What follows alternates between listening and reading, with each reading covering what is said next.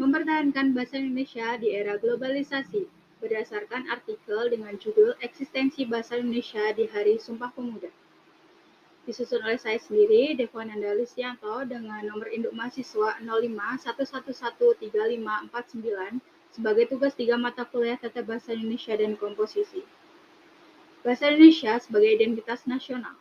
Bahasa Indonesia merupakan bahasa nasional bangsa Indonesia yang mulai dikenal melalui peristiwa Sumpah Pemuda pada 28 Oktober 1928 dan mengacu pada poin ketiga yang berbunyi, kami, putra dan putri bangsa Indonesia, menjunjung tinggi bahasa kesatuan bahasa Indonesia.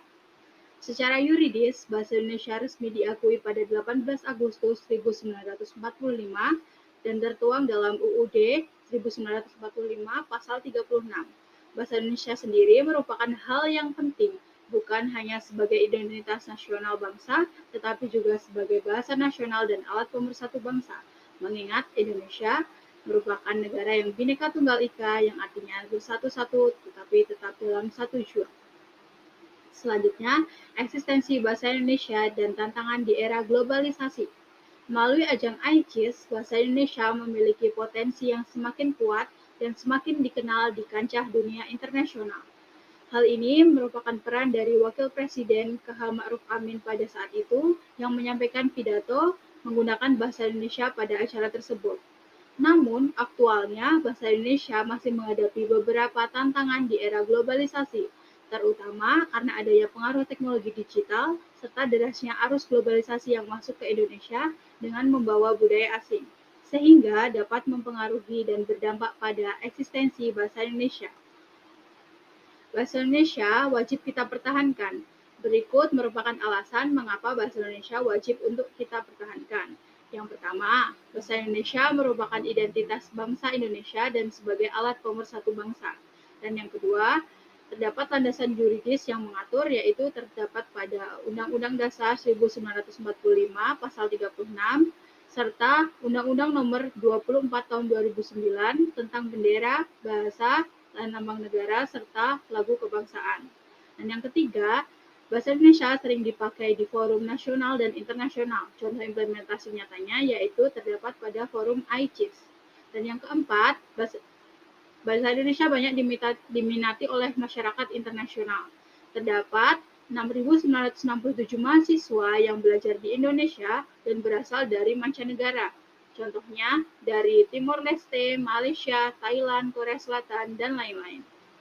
Dan yang kelima, bahasa Indonesia mampu berkontribusi dalam peradaban dunia karena memiliki fungsi bahasa yang heuristik dan referensial. Menurut Halliday sendiri, fungsi bahasa sebagai heuristik yaitu bahasa sebagai alat untuk memperoleh atau mempelajari pengetahuan. Sedangkan bahasa dengan fungsi referensial, menurut Jacobson, bahasa sebagai alat untuk mengenali dunia, budaya, moral, teknologi, dan agama. Untuk mempertahankan eksistensi bahasa Indonesia, tentu kita menghadapi beberapa kendala atau tantangan yang akan kita hadapi ke depannya. Di antaranya adalah yang pertama, adanya dominasi atau pengaruh budaya dan bahasa asing yang masuk melalui globalisasi. Yang kedua, menurunnya minat penggunaan bahasa Indonesia. Hal ini terbukti di kalangan masyarakat. Saat ini bahasa Indonesia jarang sekali digunakan untuk berkomunikasi. Yang ketiga, adanya pengaruh teknologi, di mana teknologi membawa dampak dan pengaruh besar pada kehidupan masyarakat dan ada potensi untuk mengancam eksistensi bahasa Indonesia. Dan yang keempat, penggunaan bahasa gaul atau bahasa slang di kalangan remaja yang dinilai lebih kekinian dan gaul. Namun, terdapat langkah-langkah konkret untuk menjaga eksistensi bahasa Indonesia yang melibatkan 3 peran.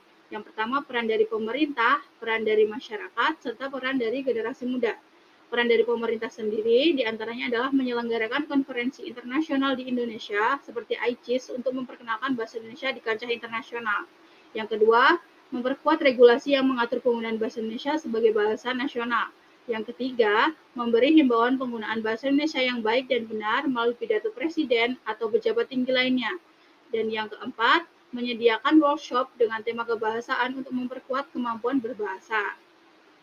Selanjutnya, peran dari masyarakat sendiri bisa menggunakan bahasa Indonesia yang baik dan benar untuk berkomunikasi sehari-hari, lalu meningkatkan literasi bahasa Indonesia dan mengapresiasi karya sastra Indonesia.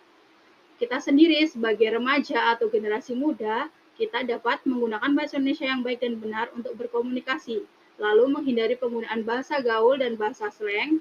Yang ketiga, meningkatkan literasi bahasa, baik membaca maupun menulis dengan bahasa Indonesia.